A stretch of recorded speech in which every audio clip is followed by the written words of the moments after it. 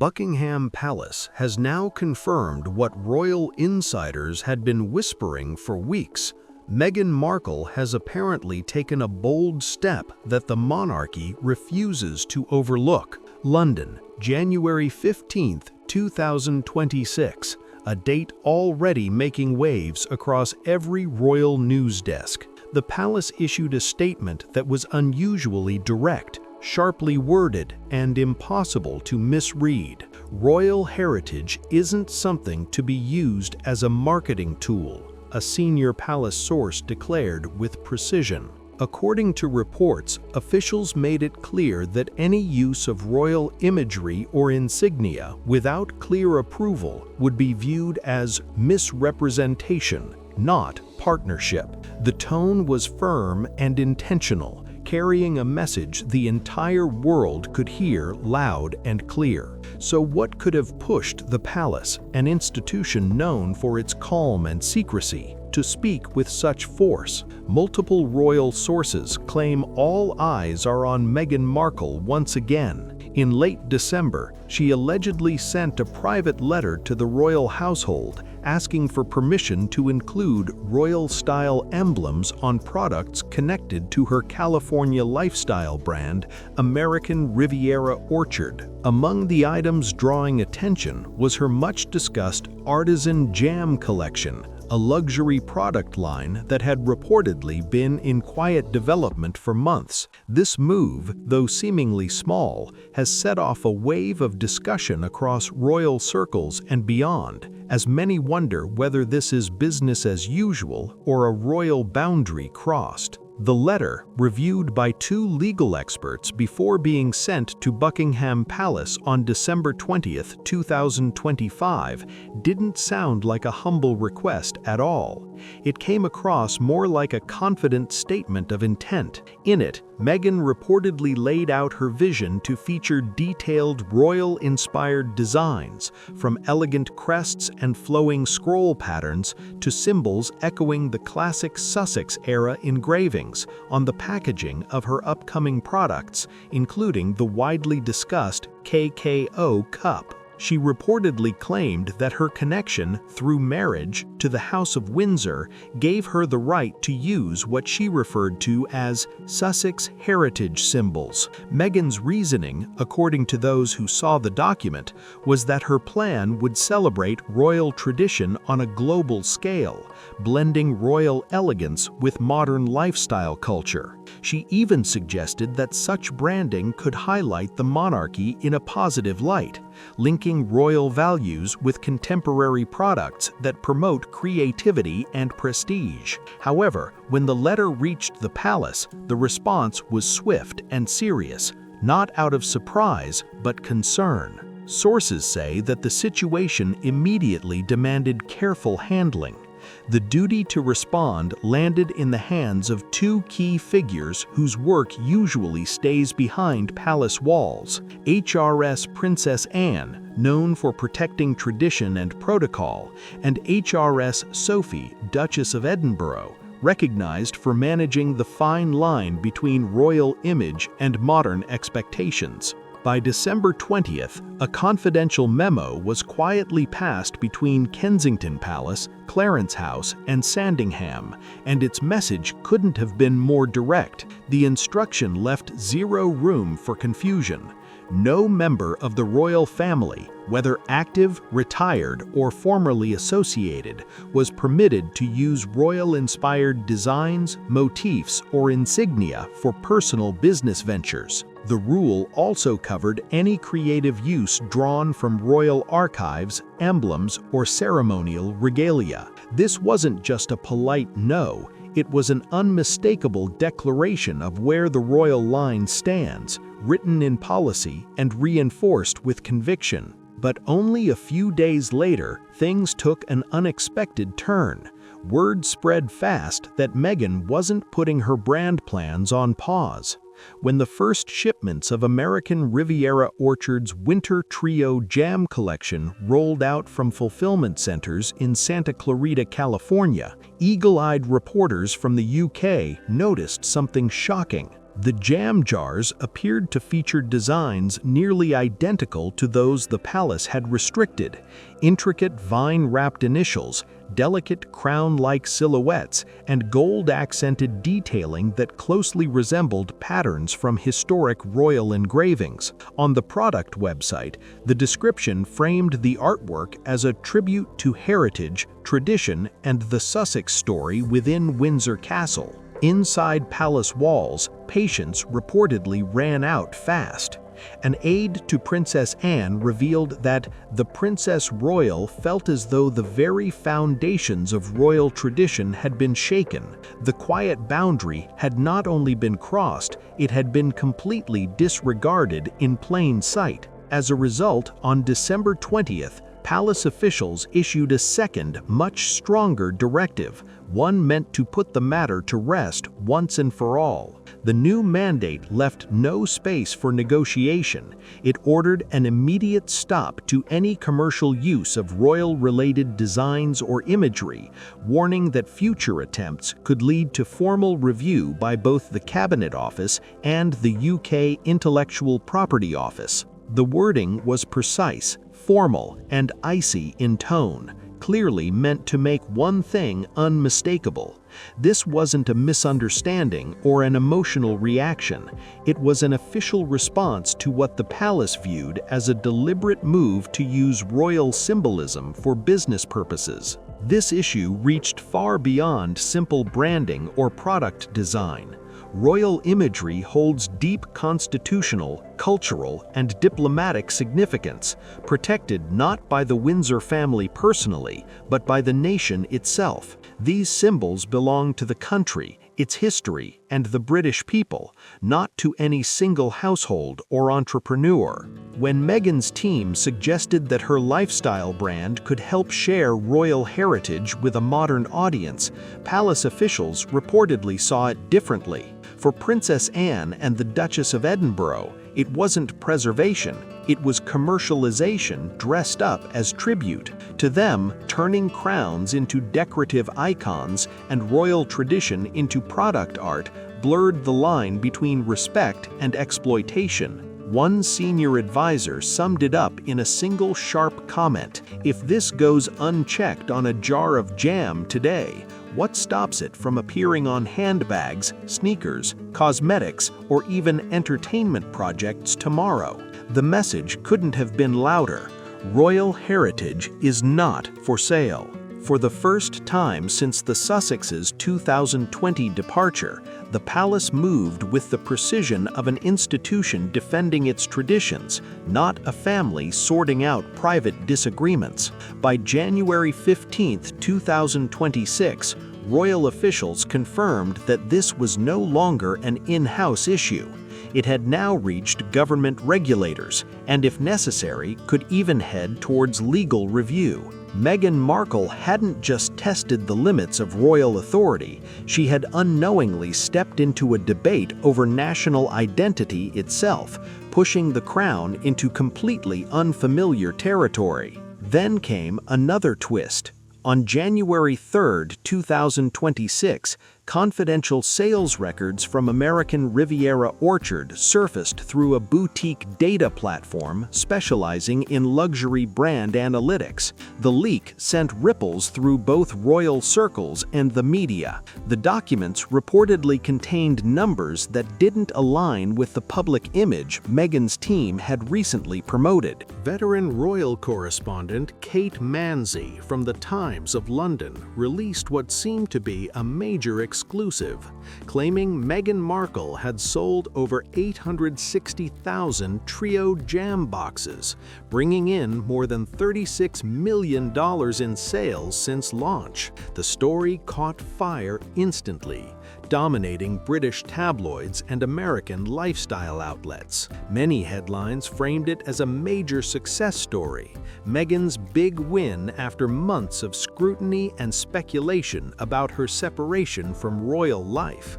But that moment of triumph didn't last long. Within hours, doubts began to surface. Brittany Clark, host of the popular YouTube channel Royal News Network, posted a sharp rebuttal, challenging the numbers and questioning whether the viral success story was as solid as it appeared. "This is the most careless numbers game I've ever seen from a celebrity PR team," declared Brittany Clark in her detailed breakdown. She pointed out that each trio box actually included 3 small jars, meaning the reported 860,000 figure likely referred to total jars, not complete sets. At the listed price of around $14 per jar, Clark estimated that the true revenue would be closer to $12 million, not the $36 million being circulated online. But even that correction didn't hold for long. Updated fulfillment data released on January 3, 2025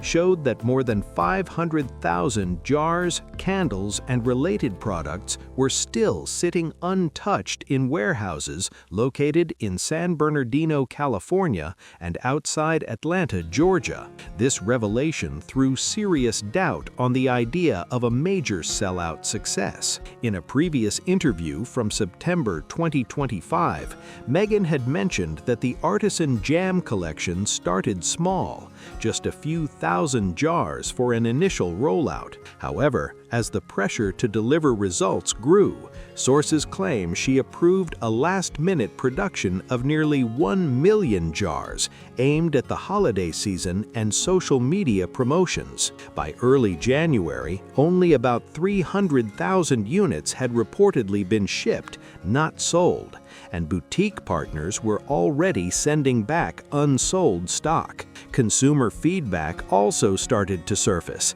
citing inconsistent packaging, leaking jars, and general quality concerns. Still, Meghan remained completely silent in public, a silence that only fueled speculation across royal watchers and business analysts alike. One former Sussex PR advisor, speaking privately, summed it up perfectly. "If she really sold 860,000 boxes, we'd be seeing the celebration everywhere. Champagne posts, magazine covers, and probably a feature in the Wall Street Journal by now." Experts quickly picked up on something else. Meghan's marketing strategy seemed to lean heavily on a crafted image of exclusivity. Her website featured flashy, low-stock banners, countdown timers suggesting overwhelming demand, and influencers flaunting so-called limited edition labels, many of which, according to insiders, were never actually released to the public. The approach was clever but calculated.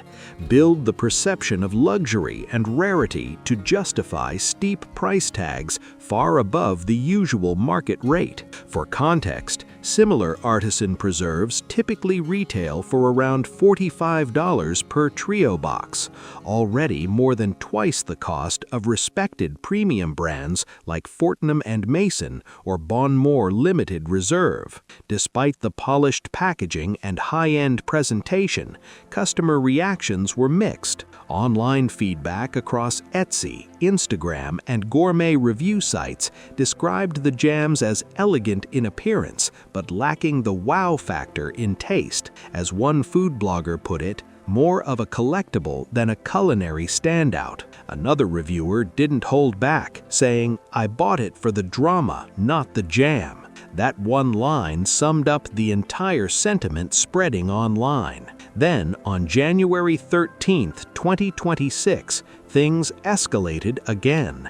The royal household, now coordinating directly with the UK Department for Culture and Department for Business and Trade, issued a formal international notice. It declared that all commercial uses of royal-related imagery in the United States or any overseas markets must stop immediately. The statement added that continued non-compliance could lead to a joint investigation by both the United States Patent and Trademark Office and the UK Intellectual Property Office, a serious warning that made headlines across both sides of the Atlantic. The official document carried serious weight.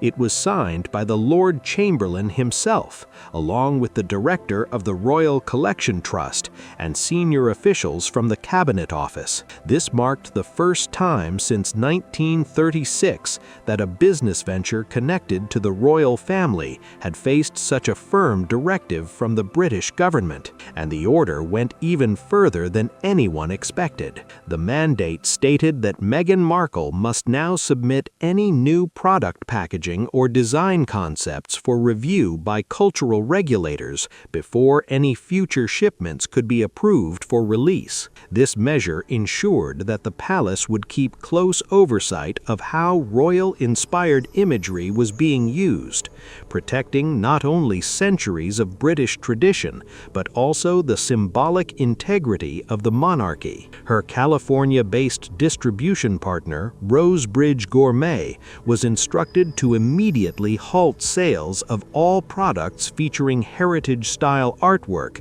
until they could be officially verified as compliant. On top of that, a new compliance liaison between Artisan Riviera Orchard and the UK Cultural Office had to be established no later than January 20th, 2026. Failure to meet these requirements, the order warned, could lead to formal breach notices, international trade penalties, and potentially severe consequences for someone once connected to the royal family. The timing couldn't be worse for Meghan's business operations.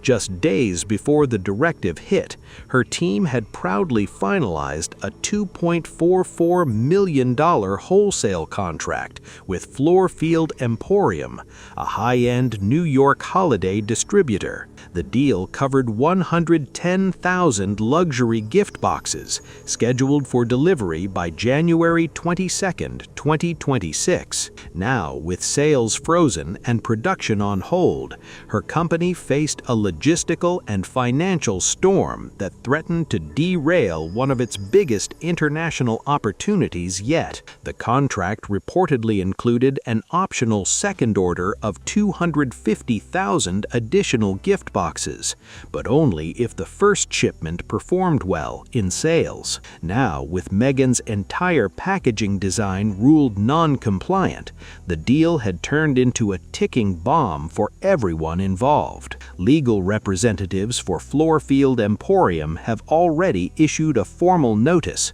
Any delay beyond January 25th would be considered a breach of contract, carrying a penalty of roughly $1.7 million. And the risks didn't end there. If regulators in either the United Kingdom or the United States flagged the packaging for improper use of royal-related imagery, the entire shipment could be held back from export or blocked at customs.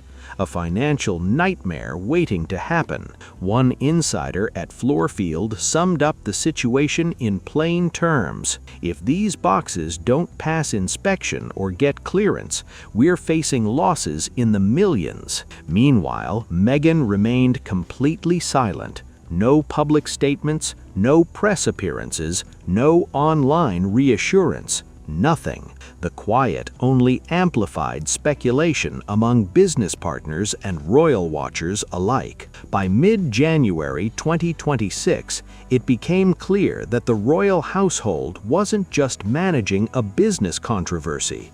It was actively reshaping the rules of what being royal means in a modern post-exit era. At the center of this decisive shift stood Prince William, the Prince of Wales. According to palace sources, he stepped into a firm leadership role behind the scenes following an urgent strategy meeting held on January 12th at Kensington Palace. Present at that round table were Princess Catherine, Princess Anne, and the Lord Chamberlain himself. From that meeting came what insiders have dubbed the Visual Sovereignty Protocol, a structured framework outlining 3 new non-negotiable principles designed to protect the monarchy's image and its legacy in the global marketplace. The new Visual Sovereignty Protocol laid down its rules in unmistakable terms. No royal identity may ever be replicated for private business use.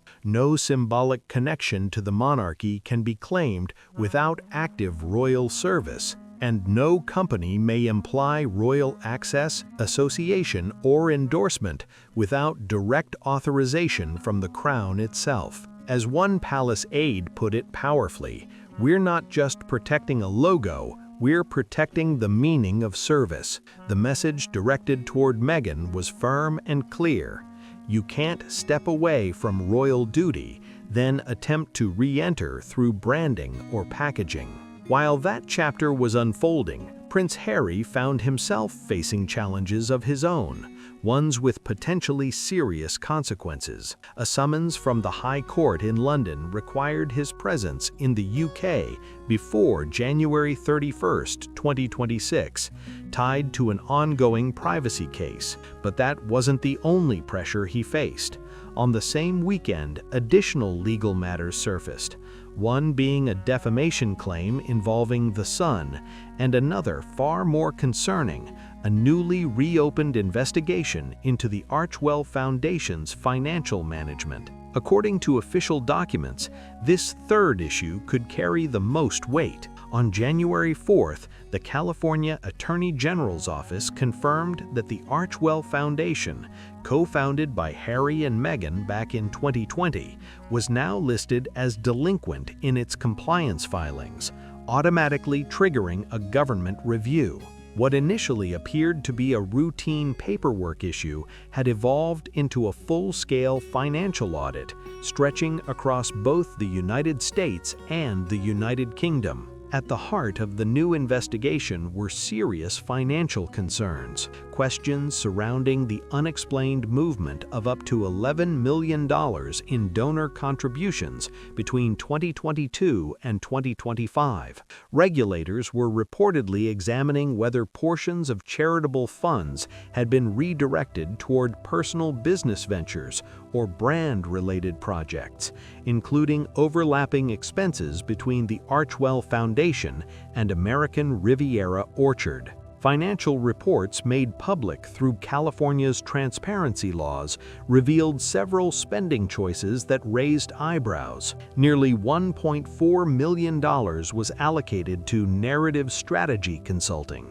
Another large sum covered a private charter flight from Los Angeles to Vancouver, reportedly linked to a product shoot, and over $700,000 went toward producing a digital short film that was never officially released. Insiders now believe parts of that footage were later reworked into promotional material for Meghan's lifestyle brand. These revelations weren't just uncomfortable, they carried serious institutional implications. A source within the Duchy of Cornwall's Treasury Office shared that Prince William had quietly been reviewing Archwell's filings as early as 2025. He had enlisted a small team of financial specialists, the same experts who once managed the Crown Estate's massive $1.4 billion portfolio, to help analyze the numbers. According to a palace insider, when the figures didn't align, William immediately recognized what was happening.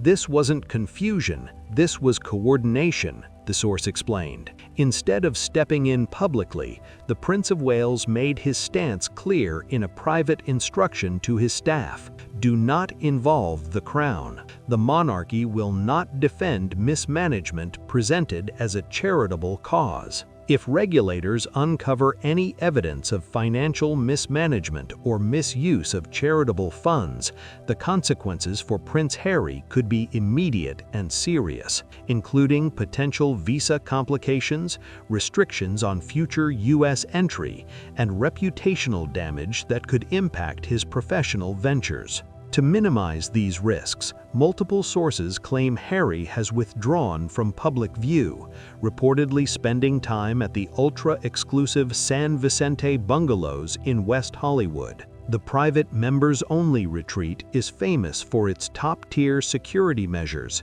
strict no-camera policy, and phone sticker rules that ensure absolute discretion, even among staff. Insiders suggest Harry's decision to lay low isn't simply about privacy, but part of a carefully coordinated legal approach. The goal, they say, is to establish clear distance between himself and Meghan's brand activities, while also separating his role from the day-to-day operations of the Archwell Foundation. According to one source, he's drawing that line not out of emotion, but out of legal necessity. Meanwhile, Meghan has remained notably absent from the public eye since January 6th. There have been no official social media posts, no seasonal messages, and no joint appearances with Harry. Palace insiders interpret this separation as a calculated move, one aimed at protecting Harry's long-term U.S. residency status and reducing any potential shared liability as the investigations continue. Still, the public can't help but notice the optics. The once inseparable pair, who famously said they were a team in everything, now appeared to be living parallel lives under intense global scrutiny. As one palace courtier reportedly told The Clarion, they built a fortress out of publicity, and now that same fortress has closed in on them. They're not just surrounded by their own publicity, now they're sinking in it.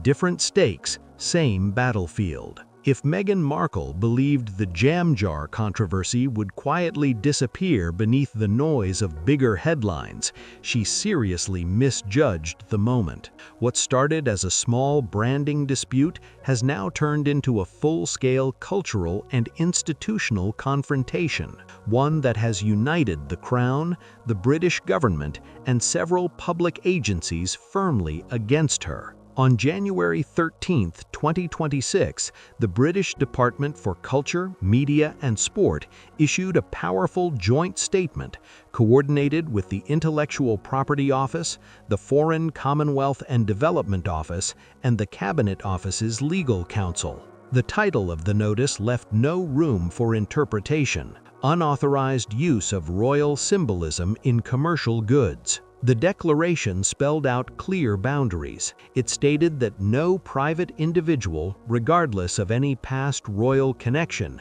may reproduce or imitate royal crests, emblems, or any visual designs derived from the royal collection. It also prohibited the use of phrases, motifs, or imagery linked to the royal estates or noble family lineages in product branding or marketing. Though Meghan's name wasn't mentioned anywhere in the document, the message was crystal clear to everyone following the story. The government had effectively drawn an official line in the sand, making it plain that unauthorized use of royal or heritage symbols is a direct breach of soft cultural protection laws. That alert set off an immediate chain reaction. Meghan's pending U.S. trademark update for the American Riviera Orchard Royal Line Edition, discreetly submitted in late November 2025, was instantly placed under review.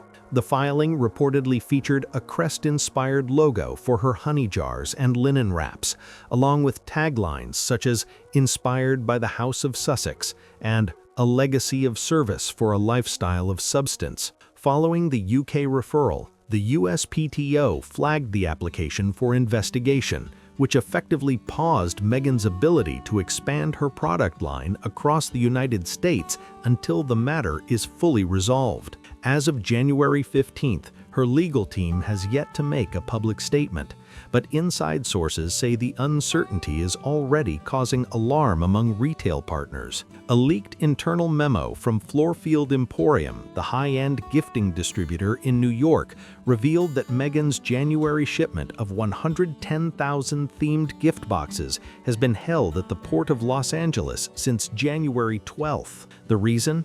The packaging still included unapproved royal-style decorations and emblematic flourishes that fell under the Cultural Protection Notice.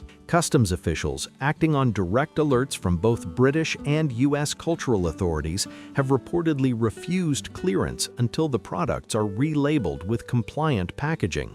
The contract, valued at approximately $2.44 million and carrying a firm delivery deadline of January 22, 2026, now hangs by a thread, with $1.7 million in financial penalties looming if the shipment isn't cleared on time.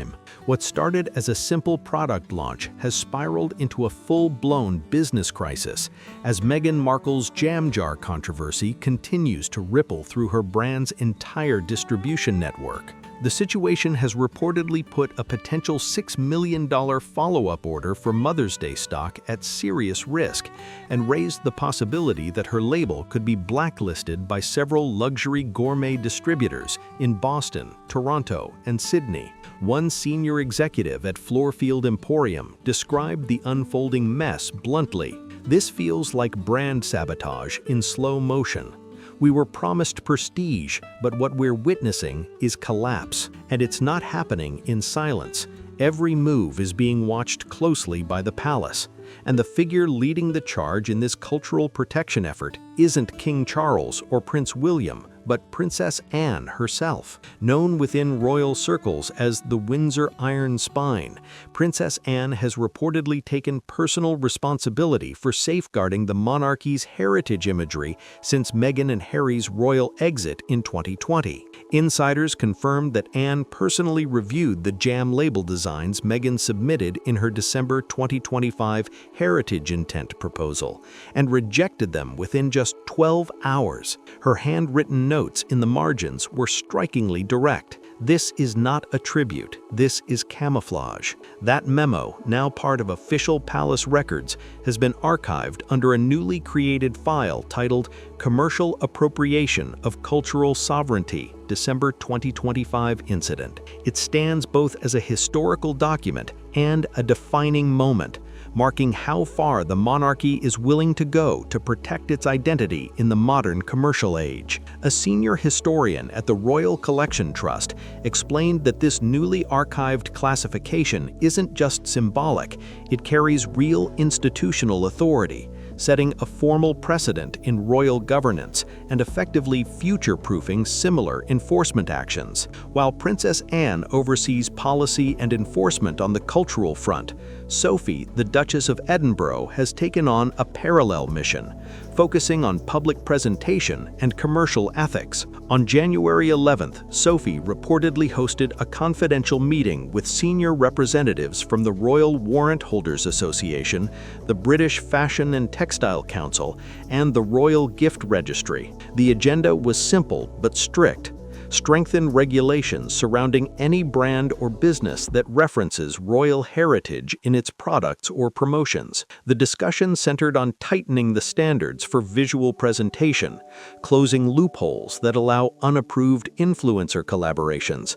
and stopping unregulated storytelling that implies royal endorsement or legacy connection. According to a palace memo from that meeting, the tone was firm. "We must tighten not only the rules, but the sentiment behind them. The public should instinctively know the difference between earned royalty and borrowed prestige." This evolving policy effort represents a significant cultural moment, a coordinated push to safeguard the visual and emotional language of royalty in the modern marketplace. Throughout this growing media storm, Catherine, Princess of Wales, has remained notably quiet, but palace insiders suggest her silence is intentional, not passive. While Anne and Sophie handle external regulations and enforcement, Catherine has taken on the delicate task of shaping the internal narrative, carefully rebuilding the royal family's image from within, ensuring stability and dignity at a time that both are being tested like never before. A senior Kensington Palace advisor confirmed that as of early January, Catherine, Princess of Wales, has taken full leadership over all youth-focused charitable programs that were once linked to Archie and Lilibet. The Royal Early Learning Program has now been reintroduced under a new name, Foundations for Service, while the Heirloom Reading Fund has been updated to feature only currently active working royals in its campaigns and educational materials. Any remaining ties to the Sussex family have been carefully phased out to maintain clarity and consistency across royal initiatives. According to palace insiders, Catherine's approach is strategic and steady. She's quietly ensuring that the next generation's understanding of royal legacy remains clear, structured, and free from mixed branding. It's a subtle but decisive effort to reinforce what royal duty truly represents in the modern era. Meanwhile, Meghan Markle's media strategy, once built on three powerful pillars: personal storytelling, emotional connection over formality, and continuous reinvention, now seems to be losing traction. Since January 6, 2026, she has not released a single public statement, responded to media questions, made an appearance, or updated the official American Riviera Orchard channels. Los Angeles-based crisis manager Daniel McAllister, known for representing high-profile entertainment figures, commented on the situation, saying, "When someone who usually promotes a new product line with a newsletter suddenly goes completely quiet during a controversy, that's when you know the internal situation is serious." Even those within Meghan's own California media circle are reportedly at a loss. One entertainment journalist from People magazine admitted privately she usually finds a way to turn controversy into control, but this time she's completely disappeared. The real fallout, experts say, isn't from the jam itself, but from the mishandled publicity that surrounded it. Back in early December, American Riviera Orchard had prepared an ambitious digital launch, a short-form lifestyle series set to air on YouTube and Netflix's Made for More channel. The project was designed to spotlight Meghan's production kitchen, behind-the-scenes brand moments, and a few curated family interactions meant to showcase warmth, creativity, and authenticity. The media rollout was perfectly timed to align with the debut of the Royal Line Edition, her partnership with the luxury boutique Laurels and Pines in San Francisco. But that entire plan unraveled when the brand's tiara-inspired motifs and crest-like floral emblems were flagged by royal archivists in mid-December and officially restricted in early January. Once that happened, the whole campaign was abruptly shelved. Nearly 18 minutes of completed, professionally edited footage, color-graded and ready for release, has never been made public. According to internal documents, the project's production costs exceeded $1.2 million, much of which was reportedly billed under the Archewell Foundation's narrative documentation initiatives. That financial overlap has now drawn official attention. Both the California Attorney General's office and the Internal Revenue Service are reviewing the spending as part of their broader forensic audit into Archewell's accounting practices. Updated shipping and logistics data from As Ever and Gravestone Supply Chain Solutions revealed that as of January 14th, only about 31% of Meghan Markle's winter jam inventory had been sold, leaving more than 543,000 jars still sitting in U.S. warehouses. Wholesale return rates from boutique retailers had jumped to nearly 17%, while customer reviews on major platforms like Amazon, Etsy, and gourmet food blogs were tepid at best. Many buyers cited issues such as uneven texture, overly sweet flavor, inconsistent labeling, and what they described as an overly stylized presentation. Distributors including Rosebridge Gourmet, Sapling Lane Foods, and Ladugu Fine Imports have either paused orders or fully terminated their contracts, citing reputational risk tied to the ongoing debate over unauthorized use of royal-themed imagery. One major buyer summed up the sentiment clearly. "It's not really about the jam anymore, it's about credibility. Consumers don't want to feel caught in controversy." Even in the United States, where Meghan once held strong public favor, opinion appears to be shifting quickly. A national poll conducted between January 11th and 13th indicated that only 29% of respondents believed Meghan acted appropriately by referencing royal symbols in her branding approach. Meanwhile, 52% said her marketing approach seemed potentially misleading, and 61% believed she should have obtained explicit permission before using royal-style elements. Adding to the turbulence, Netflix, which had previously partnered with Meghan and Harry on multiple projects, has reportedly withdrawn promotional backing for the upcoming American Riviera docuseries. The platform has placed the project on indefinite hold pending an internal content review and updated legal guidance. An anonymous executive reportedly told Deadline, "Meghan once symbolized modern independence. Now she's coming across as overly entitled, and that doesn't resonate with today's audience." Over just 5 days, major media outlets across the UK and the US have released headline after headline dissecting her unfolding brand crisis. The Telegraph ran with "Royal to Retail, Meghan's Brand Crisis in a Jar." The Daily Mail followed with "Jam Catastrophe, How Meghan's Sweet Plan Turned Sour." Meanwhile, The Times published "The Sussex Commercial Experiment, When Heritage Meets Ambition," and The Atlantic released "Monarchs, Markets, and the Meaning of Legacy, a case study in Meghan Markle." Despite different tones, each piece reached the same conclusion. Meghan had taken one step too far, trying to re-enter royal territory without setting off alarms. Dr. Hannah Carlisle, a cultural historian at King's College London, put it simply, "What she overlooked is that the crown monitors every detail. Nothing goes unnoticed." As the scrutiny intensified, Princess Anne and Duchess Sophie reportedly finalized a royal household directive leaked to the Clarion on January 15th, titled "Immediate Cessation of Cultural Referencing by Former Working Royals, Enforcement Protocol 2026. The document, sources say, outlines clear boundaries preventing any former royal figure from using symbolic heritage in commercial activity, effectively drawing the final line in a saga that blurred tradition and enterprise like never before. And that's where this chapter stands, a royal reckoning wrapped in marketing missteps and cultural debate. If you've been following this unbelievable story, drop your thoughts below. Do you think Meghan went too far, or was this all blown out of proportion? Don't forget to like, share, and subscribe so you don't miss the next explosive update in this ongoing royal drama.